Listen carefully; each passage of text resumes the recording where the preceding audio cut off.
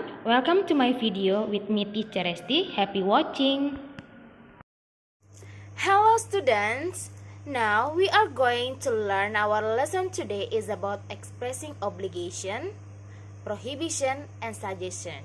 Oke, hari ini kita masuk ke bab 3. Oke, bab 3 yaitu ungkapan untuk suatu kewajiban. Obligation di sini yaitu suatu kewajiban. Prohibition yaitu larangan, and suggestion itu saran. Oke, don't skip this video. Let's check this out. Learning objectives. Adapun tujuan pembelajaran kita hari ini adalah the first one is to identify the expression and use the expression.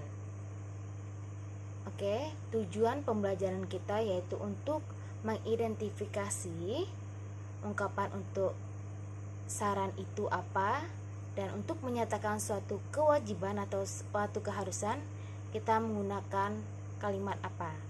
Oke, di sini untuk obligation kita memakai must and have to.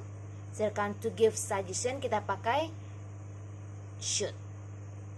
Oke, untuk kali ini Miss akan bahas poin yang kedua yaitu to identify and use expression of obligation. Kita fokus ke must, penggunaan must and have to.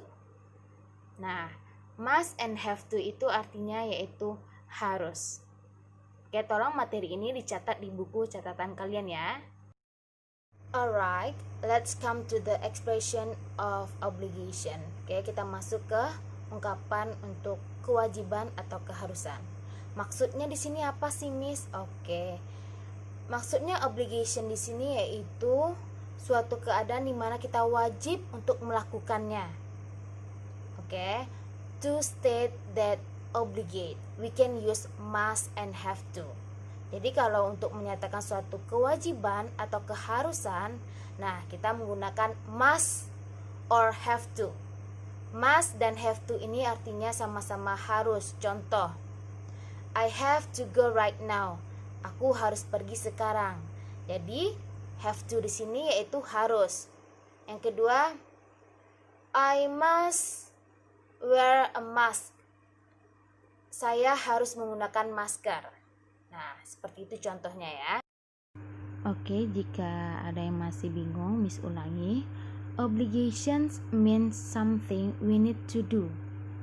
Obligasi itu berarti sesuatu yang harus kita lakukan, yang wajib kita lakukan. Alright, now you have understood about expressing obligation. Nah, sekarang kalian udah paham kan apa maksud ungkapan untuk obligation itu? Kita menggunakan must dan have to. Nah, sekarang kita akan membahas, Miss, must sama have to itu kan artinya sama-sama harus. Perbedaannya apa, Miss?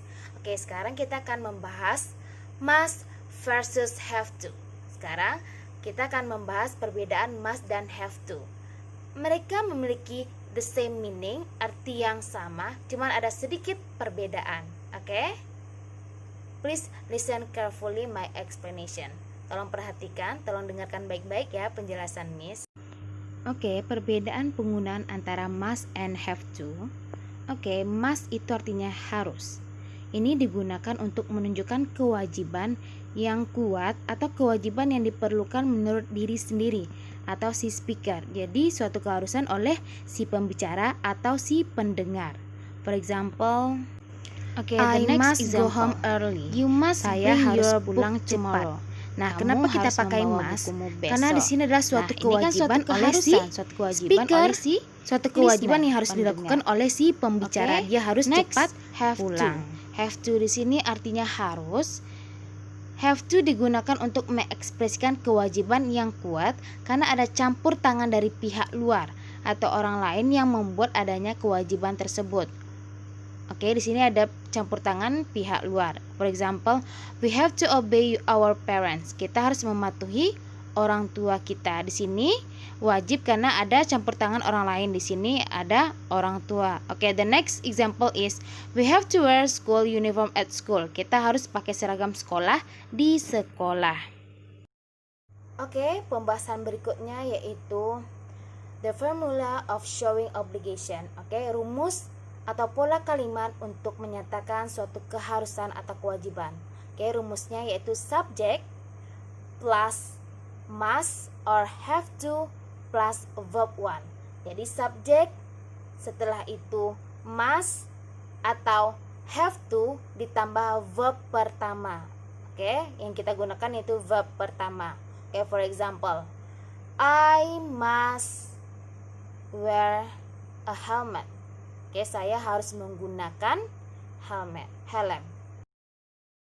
Oke, berikutnya, jika kalian menggunakan kata must untuk showing obligation, untuk menyatakan suatu keharusan, oke, subjeknya untuk must itu semuanya ya. I, you, we, they. Names of person kita menggunakan must. Contoh, you must go there. Kamu harus pergi ke sana. Oke, she must go there. Oke, untuk semua subjek bisa kita gunakan untuk setelah itu menggunakan kata must. Oke. Bagaimana dengan have to? Kalau untuk penggunaan have to, kita hanya menggunakan subjeknya I, you, they, we. Oke, untuk has to yaitu she, he, it, and names of person. Dan untuk nama orang, contoh, Rudy has to wear a uniform at school. Rudy harus menggunakan seragam sekolah di sekolah. Oke, untuk has to jika subjeknya she, he, it, or name of person. Alright, that's all about my explanation about expressing of obligation. Nah, itulah penjelasan Miss tadi tentang ungkapan untuk menyatakan suatu kewajiban atau keharusan. Nah, untuk pertemuan kali ini kita hanya membahas tentang must and have to. Nah, sekarang jika kalian sudah mengerti my explanation, please make a sentence, 3 sentence of must and 3 sentence of have to. Bikin kalimat kalian sendiri yang menggunakan must 3 kalimat dan have to 3 kalimat. Okay, I think that's all for today. If you have any question, you can ask me. Bye.